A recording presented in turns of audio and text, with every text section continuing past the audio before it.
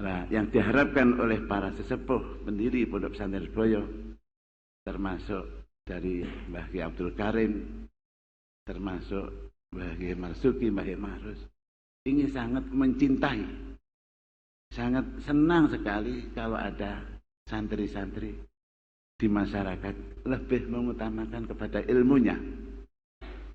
Boleh kita bisnis, boleh kira pedagang, boleh, tapi ilmu jangan ditinggalkan. Ini sangat, apalagi sampai di rumah bisa berdiri bangun pesantren, berdiri bisa bangun madrasah, masya Allah kita. Ini senang sekali Mbah Ki Abdul Karim kalau ada santri seperti itu. Walaupun di rumah sudah menjadi tokoh masyarakat, bahkan sampai menjadi seorang wali, tapi kok gak gelem mulang, gak gelem mengajarkan ilmunya, ini masih kurang disenangi oleh Mbah Abdul Karim. Nyapa kok nyebut-nyebut Mbah Abdul Karim, padahal zaman sudah jauh. Ya tadi kan ada sanad, ya dah? Ada sanad, ada sambungnya. Itu dulu di sini ada ada santri di rumah akhirnya terkenal menjadi seorang wali. Memang pantas beliau ini seorang wali. Memang jadi wali. Terkenal di daerahnya menjadi seorang wali. Di antara yang beliau seorang wali, ini kalau ada tamu, masing-masing tamu yang sowan ke piyambake niku, minuman itu yang diminum sesuai dengan tingkah lakunya yang minum itu. Jadi kalau orangnya baik, minumannya rasanya enak. Tapi kalau orangnya tidak baik, minumannya rasanya tidak enak. Nah, itu seorang wali, ada yang seperti itu. Tapi Mbah Abdul Karim, dia tidak kaget hanya seperti itu. Tiap kali ada santri datang, bagaimana kabarnya? Wis gelem ngaji apa durung? Jadi yang diharapkan itu gelem ngajinya. Saya sampaikan seperti itu, kita mengharapkan hubungan kita santri sekarang ini tetap ada sanad, ada sambung hubungan dengan Mbah Ki Abdul Karim. Sebab apa? Apa yang disenangi oleh Mbah Ki Abdul Karim? Para santri-santri tetap memperhatikan, tetap melakukan. Ya, disebutkan dzurriyah ya. Dzurriyah itu ada dua macam. Dzurriyah di dalam bab nasab, dzurriyah di dalam bab ilmu.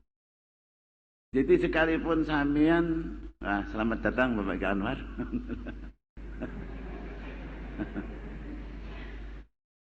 Dzurriyah itu sekalipun sampean itu bukan keturunan nasab dari Mbah Ki Abdul Karim, ya. Tapi sampean ada menyadap ilmu, yang ilmu itu ada urutannya dengan Mbah Ki Abdul Karim. Ini namanya termasuk dzurriyah. Wa alhaqna bihim dzurriyyatihim, itulah ayat Qur'annya. Dia akan ditemukan, akan dikumpulkan besok di surga. Tapi syaratnya dengan syarat diimanin, sama-sama imannya.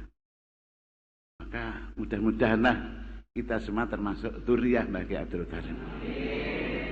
Jadi jangan dikira yang dimasukkan dzurriyyah itu dzurriyyah fi babil nasab, enggak. Sampai yang termasuk dzurriyyah Mbah Ki Abdul Karim fi babil ilmi. Ini yang kita cari-cari. Harapan kami kepada teman-teman kelas 3 aliyah, sebentar lagi zaman sudah meninggalkan bangku sekolah. Maka oleh karena itu seperti kemarin, dan saya juga seringkali minta seperti itu, usahakanlah kita meninggalkan bangku sekolah ini dengan husnul khotimah. Kekurangan-kekurangan kita kontrol, kita koreksi, baik kekurangan kita di dalam ilmu maupun di dalam amal. Supaya sampean meninggalkan bangku sekolahan ini betul-betul bersih betul-betul husnul khotimah, menjadi santri yang betul-betul termasuk zuriyah Mbah Ki Abdul Karim. Lalu saya sampaikan kepada kelas 1 aliyah, kita masih tunggu 3 tahun lagi bisa masuk di kelas aliyah. Tapi saudara-saudara sekalian, alhamdulillah pada tahun ini kita mendapatkan satu penghargaan, yaitu ijazah aliyah di Lirboyo disetarakan dengan ijazah negeri oleh pemerintah. Ini adalah merupakan suatu kebahagiaan atau kenikmatan yang kita terima. Tapi saudara-saudara sekalian, kita juga punya rasa kekhawatiran. Kita rasa takut dengan adanya ijazah yang setara dengan negeri. Kenapa? Kita takut, kalau saya khawatir kalau dari teman-teman tamat kelas aliyah lupa dengan adanya ijazah yang baru ini. Sayangnya di dalam kehidupan kita menjadi orang yang tawakal kepada ijazah. Ini. Padahal selama kita tidak ada ijazah yang setara, hati kita, kehidupan kita tidak melepaskan diri tawakal kepada Allah dalam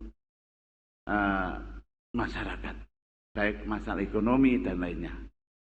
Jadi janganlah kamu anggap bahwa ijazah yang setara itu adalah satu-satunya suatu yang bisa merubah kepada nasib, jangan. Wah, dengan adanya ijazah ini berarti saya akan bisa merubah kepada nasib saya. Tidak. Yang merubah nasib dirimu adalah amaliyah, akhlak yang kamu miliki itu, bukan ijazah.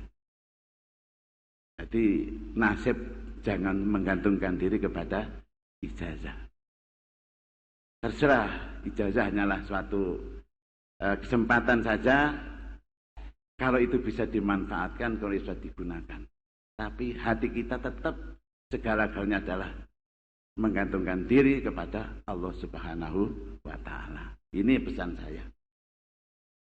Malah-malah ada orang bincang-bincang yang cerita pada saya itu bukan orang Islam, orang Amerika sendiri. Ternyata orang-orang yang bisa menciptakan lapangan pekerjaan, mereka bisa mempunyai perusahaan besar. Ini kebanyakan bukan orang-orang yang berijazah. Diakui maupun tidak diakui, kebanyakan justru orang-orang yang tidak berijazah. Ekonominya sukses. Nah, sedangkan orang yang menjadi kaum buruh, ini kebanyakan adalah orang-orang yang berijazah. Diakui ataupun tidak, begitu kenyataannya. Ya, sama lihat buruh-buruhnya Cina. Ijazah apa? SMA. Nah, sehingga dari buruh Cina masuk enggak oleh ijazah. Enggak nggo ijazah enggak bisa. Tapi saya tanya, orang-orang yang mempunyai perusahaan besar, Rizal Bahri, enggak punya ijazah beliau itu. Nah, uangnya ada 33 triliun. Rizal Bahri. Tapi beliau tidak punya ijazah. Jadi masalah kehidupan jangan sampai kita tawakal kepada ijazah. Tawakallah kepada Allah. Percaya diri. Allah pasti kita percaya, kita berusaha, Allah akan memberi. Itu saja. Saya pernah, kalau tidak salah, insya Allah juga bersama-sama dengan Ki Anwar, Ki Aziz, tahun berapa itu, setelah Gestapo, bersama-sama daftar menjadi guru agama, OGA.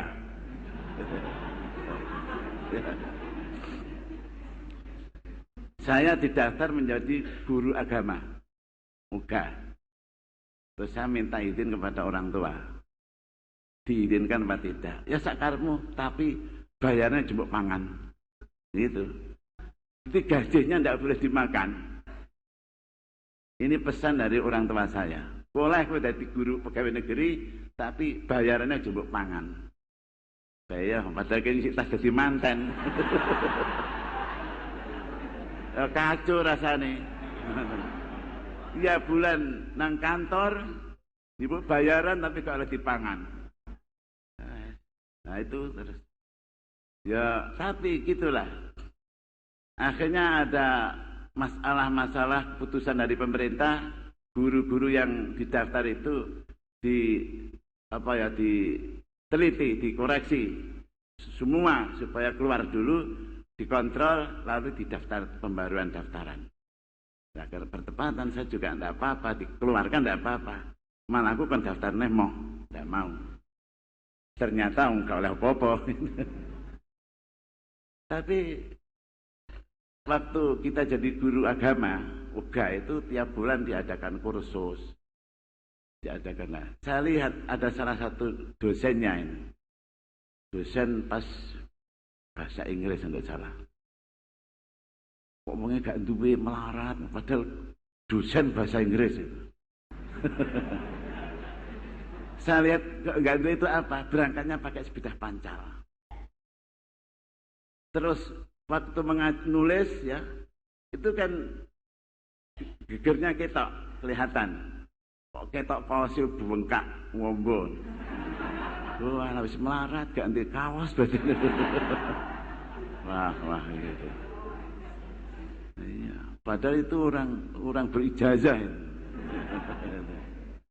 itu. Sudahlah saya keluar gitu. Saya keluar beberapa bulan ya pibrik nyambut gawe iso duwe sudah motor. Itu. Nah, berarti cepat saya dengan orang menjadi pegawai negeri itu. Gitu. Nah kalau ketemu guru-guru agama pangkas sepeda pancal. Ketemu saya sudah motor. Dek mantan nyarpisan. Iya.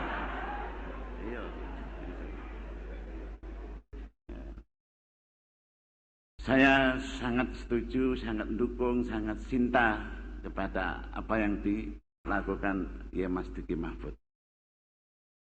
Kiai Mas Duki Mahfud ini seorang kiai yang beliau sendiri juga seorang guru tamatan dari IN, Kiai Mas Duki, dan menjadi dosen di Malang. Tapi Kiai Mas Duki Masya Allah luar biasa. Dia berpuluh-puluh tahun menjadi pegawai negeri. Dia tidak pernah makan hasil dari pegawai negeri. Jempol itu Kiai Mas Duki. Dia mendapat bayaran dari dosen di IN. Hasil banyak tidak pernah dimakan. Itu Kiai Mas Duki. Dan anak-anaknya yang mondok ini tidak boleh dikirim dengan uang bayaran itu. Dan anaknya laki-laki diharuskan mondok semua. Setelah mondok diperbolehkan kuliah. Mondok dulu, ngaji dulu. Akhirnya bagaimana? Kebanyakan mondok Lirboyo. Akhirnya setelah dari mondok lalu kuliah, ini ilmunya sudah kuat. Ada yang menjadi dokter, ada yang menjadi anggota DPR dan sebagainya. Tapi dia adalah jiwanya jiwa seorang ulama. Menjadi seorang sarjana, tapi jiwanya adalah seorang ulama. Inilah yang bisa setuju sekali dengan apa yang dilakukan oleh Kiai Mas Duki.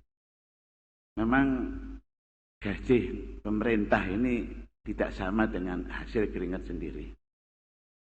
Saya punya teman pulang dari Lirboyo langsung menjadi pegawai negeri. Sampai pensiun menjadi pegawai negeri. Ini anaknya disentuhkan ke pondok saja tidak ada. Sebab makan itu akan membawa pengaruh. Nah, untuk menghindari itulah Kiai Mas Duki anaknya jangan sampai dimasuki dari gajinya. Biar tidak kena pengaruh. Masih dicarikan keringat sendiri. Kadang-kadang Kiai Mas Duki sebelum dia tugas mengajar DIN kadang-kadang ngompreng sendiri, ganggol mobil, tidak apa-apa, tidak malu. Tapi kenyataannya adalah itu anaknya semua berminat ingin menjadi orang alim. Betapa bahagianya punya anak yang berminat menjadi seorang alim. Itulah. Saudara-saudara kalian yang kami hormati, terutama dari kelas 1 aliyah, kita selama di pondok, kalau kita punya keinginan agar supaya mempunyai tingkah laku yang baik, maka hilangkanlah sifat qaswatul qalbi, dangkalnya hati. Ini harus kita hilangkan. Qaswah, hati yang keras, hati yang atos, sebab itu adalah penyakit yang sangat berbahaya untuk orang-orang yang sedang belajar. Selama orang-orang itu masih mempunyai sifat qaswah di dalam hatinya, sulit akan mendapatkan ilmu, apalagi ilmu yang manfaat. Kenapa? Biasanya orang itu kalau qaswah di dalam hatinya, ini angel diatur. Diatur angel, dituturi angel, mlebu sekolah dianggap gak mlebu sekolah dianggap biasa. Diseneni gurune dianggap angin. Ya, guru marah itu dianggap angin, angin datang gitu. Digrujuk ke mana, dianggap sepele. Ini orang yang kena penyakit qaswatul qalbi. Nah ini secara medis, wala Rasulullah SAW, zaman Rasul ya secara medis loh, ya. Salasun yurisul qalba, yurisul qaswah fil qalbi. Pertama adalah hubbut ta'am. Seneng mangan, maksudnya ngoten lho. Seneng mangan, mangan gak ada ukurannya, maksudnya gitu. Makan tidak ada ukurannya. Itu maksud hubbut ta'am. Ya, seneng makan. Makan tidak ada ukurannya. Ini yang dimaksudkan begitu. Tapi kalau orang tidak senang makan, ya berarti orang tidak waras, toh. Tapi yang dimaksudkan adalah senang makan yang tidak ada ukurannya. Wis apa-apa bleng, sore bleng, isuk tumpang bleng, wis telo bleng, tempe bleng, kabeh bleng, es bleng. Kabeh bleng. Tangi turu mangan. Mulai sekolah mangan, Buddha sekolah mangan, sampai 1 hari 1 malam 7 kali makan. Yes. Ini namanya orang hubbut ta'am. Ini secara medis akan membawa bahaya. Sebab resikonya kan orang banyak makan itu kan mesti rasa-rasen, sing ngantuk, sing enggak dirasa semangat, belajar enggak punya. Ini adalah akibat dari hubbut ta'am. Artinya peteng pisan. Ya, qaswah ini peteng nih. Ini harus kita hindari. Jadi makan itu harus ada ukurannya. Ya kita tidak boleh lapar, tidak boleh sebetulnya. Yang baik itu adalah sunnatir Rasul, orang itu tidak terlalu kenyang, tidak terlalu lapar, sedang. Ini yang baik. Sebab kalau terlalu lapar akan menimbulkan penyakit. Tapi kalau terlalu kenyang juga sama. Tapi kalau sedang, ia akan menyehatkan badan. Menurut Imam Ghazali, perut kita harus ada ukurannya. Sekian persen untuk minum, diisi minuman. Sekian persen diisi dengan makanan. Dan sekian persen untuk nafas. Orang kok 100% untuk makanan dan minuman enggak. Nah itu. Akhirnya apa? Maka Rasulullah mencaci maki kepada orang yang kegemukan. Gemuk itu karena kebanyakan makan, kecuali gemuk saya.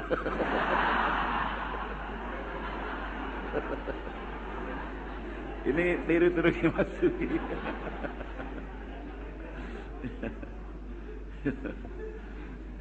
Saya tidak gemuk, bur-buran ya.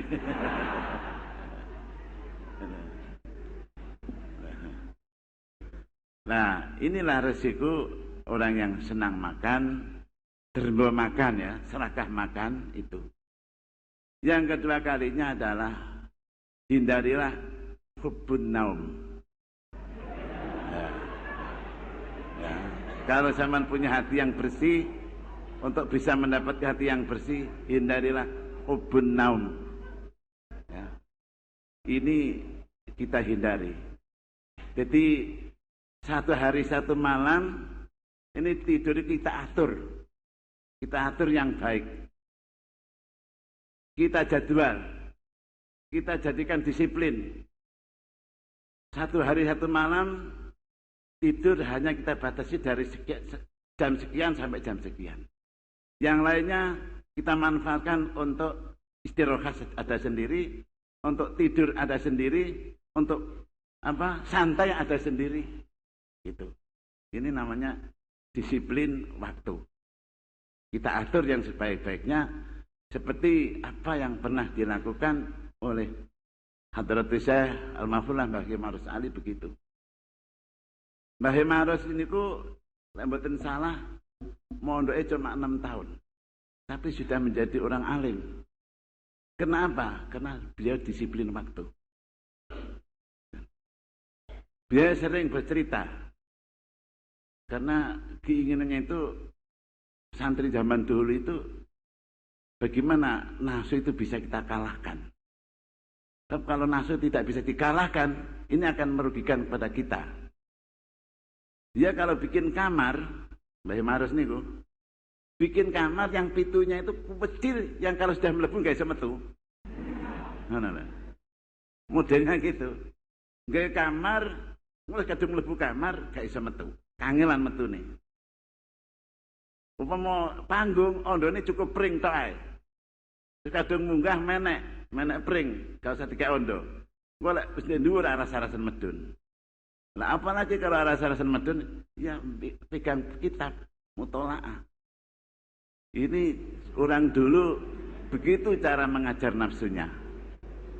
Nah, kita harus bisa begitulah para santri-santri. Kalau kita bisa mendisiplinkan waktu, insya Allah zaman malah lebih nikmat, lebih enak. Leh mondok sedilut ndang terus kawin. Nah, enak tak? Enggak usah lama-lama. Enggak usah lama-lama. Untuk apa lama-lama itu? Yang penting aku wis ngalim, nguasane ilmu rapi beres. Itulah. 6 tahun sudah menjadi Kiai Mahrus. Waktu masih muda ya sama dengan kita ini, tidak ada panggilan Kiai Haji, tidak ada. Kiai Mahrus nonton mawon. Terus kayak sampeyan, saya ke jenis Bahrudin, besok ada Kiai gitu cuman Kiai Haji Bahrudin kan gitu. Nah ini sama. Bos apa jenis Bahrudin apa itu? Itulah harus kita hindari. Pertama, kita jangan senang makan. Makan harus diatur dengan cara yang baik, dan naum juga kita atur. Yang ketiga adalah hubur rohah. Ini harus kita hindari. Hubur rohah itu maksudnya seneng nginakni awak. Seneng nginakni awak. Jadi orang gelem ngrekoso ki moh. Awake nginakni tok. Pengen turu-turu, gak enak perhitungane. Pengen gak mlebu.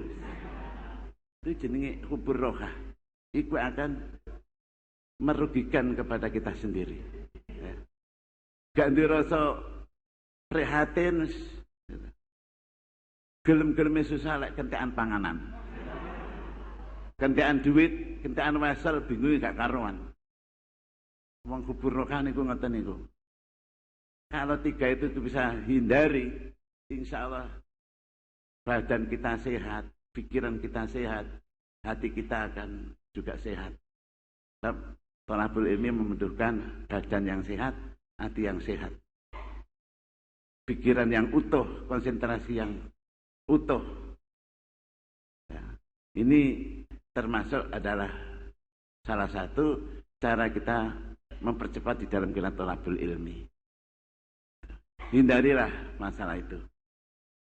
Hadirin teman-teman yang kami hormati, ini bukan saya ceramah tapi mengisi pelajaran. Bab ini tidak ada ceramah, tapi yang ada cukup belajar. Jadi mungkin ini ustadz yang pertama saya, nanti ustadz yang kedua Ki Anwar Mansur. Ya.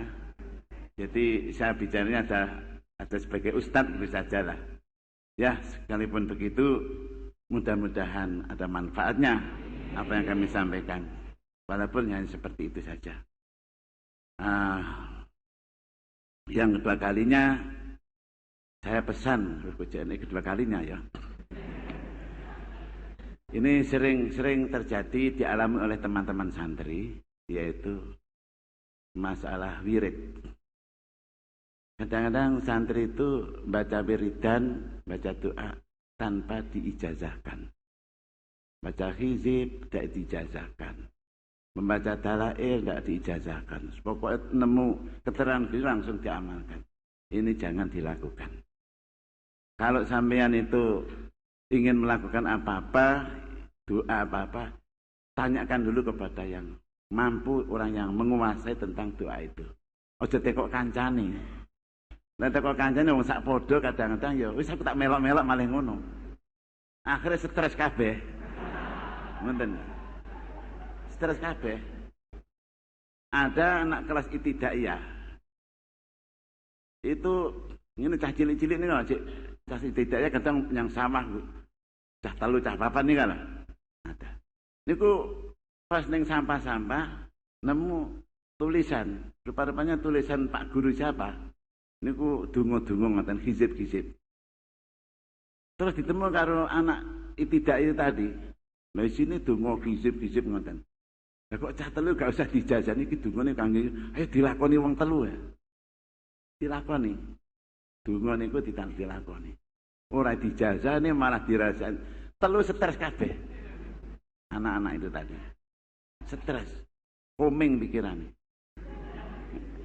Saya minta ojo sampai sembrono dia datang hizib. Saya waktu masih kelas 5 ibtidaiyah. Saya pegang Abu Maksar. Konangan orang tua saya. Waduh, saya dipanggil, dimarah-marah tidak karuan. Padahal saya sudah kelas 5 ibtidaiyah. Saya punya Abu Maksar. Itu. Jadi kalau kita masih belajar, ya utamakanlah belajar itu saja.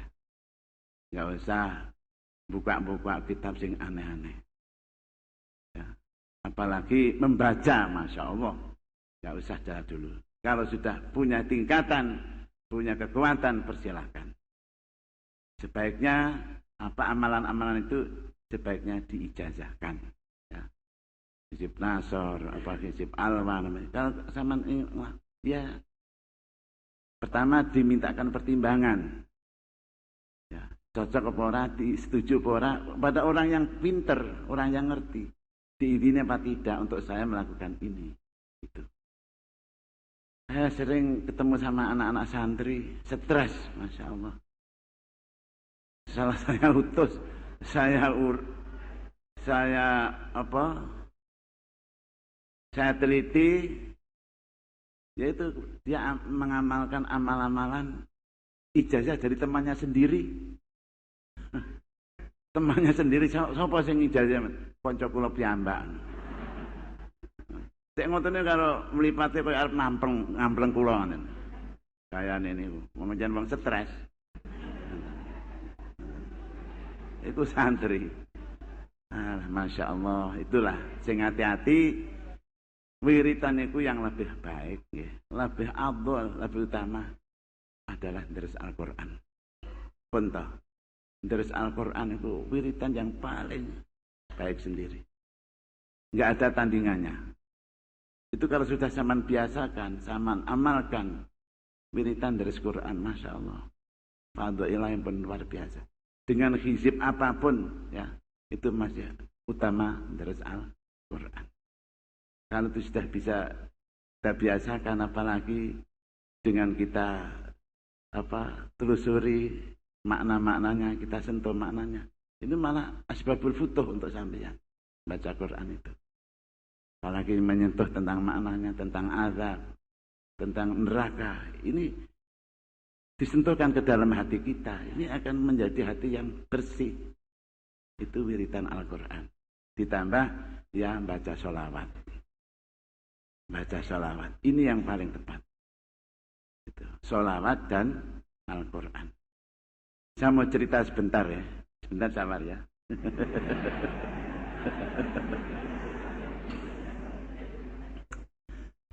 Di Pondok Lerbe dulu ada namanya tokoh santri walim. Satu namanya Mbah Wahab, dari Tulang. Ya, nomor 2 Mbah Mun Sarang. Nomor 3 Gus Ali Bakar. Malim-malim kabehne. Tapi di antara beliau-beliau ini yang satu zuriyahnya tidak ada yang seneng ngaji. Zuriyahnya tidak ada yang seneng ngaji. Wabah tidak ada, ingin ke pondok enggak ada, ingin enggak ada. Lalu pas sowan ke rumahnya Mbah Hamid Pesuruan. Mbah Hamid Pesuruan niku masih hubungan famili. Manggil Kang Wahab, apa sebabnya putra-putra Ki Ahmad itu jadi orang alim-alim. Kok ngoten Mbah Hamid kan nyindir wong dan mau pleng ngoten. Ya Hamid Pesuruan. Lek mau itu tiyang niku ngoten. Kenapa putra-putrane Ki Hamid Kiai Ahmad Siddiq, Ki Ahmad ya niku kok malim-malim putrane. Sedangkan putra yang kakaknya yang namanya ini itu tidak ada yang alim. Padahal dia juga orang alim. Jawabnya Mbah Hamid bagaimana? Karena ya Ahmad itu senengannya baca Al-Quran dan baca sholawat. Quran dan sholawat. Sedangkan yang satu itu senengannya baca hizib-hizib. Terutama hizib apa itu namanya? Hizib, bukan hizib Nasr. Pokoknya hizib itu loh, Maghribi. Ya. Itu sangat bukan Maghribi ya. Jal-jalut ya. Hizib jal-jalut ya. Ya termasuk Maghribi. Jal-jalut. Maghribi termasuk jal-jalut. Ini orang tua-tua dulu enggak kurang menyenangi dengan wiritan itu. Lebih senang wiritan Al-Quran dan hadis. Kalau ingin anak keturunannya kita menjadi orang senang mengaji Quran dan sholawat. Itu sajalah. Ya, kiranya itu saja tambahan saya. Mudah-mudahan ada manfaatnya. Akhirul kalam. Assalamualaikum warahmatullahi wabarakatuh.